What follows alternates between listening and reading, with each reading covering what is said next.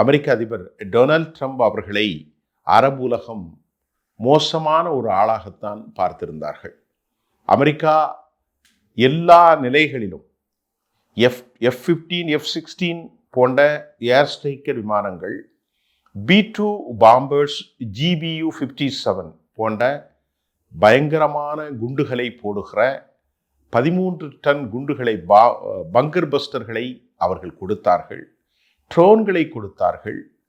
அதே மாதிரி air defence சிஸ்டத்தை கொடுத்தார்கள். தாட்ஸ், பேட்ரியாட் போன்ற ஏர் சிஸ்டம். அவர்களிடத்தில் air defence system, aero chilling, அதை போன்று டேவிட் சில்லிங், அதை போன்று நிறைய வான் பாதுகாப்பு சாதனங்களை அமெரிக்கா கொடுத்தது. மெனிஷன்ஸ், குண்டுகள், arms and ammunition, flight technical credits, allotting more billion funded for யாருக்கு? இஸ்ரேலுக்கு. எல்லாம் கொடுத்தும் கடைசி வரைக்கும் மக்களைத்தான் இஸ்ரேலால் அழிக்க முடிந்ததை தவிர ஹமாஸை அவர்களால் ஒன்றும் செய்ய முடியவில்லை.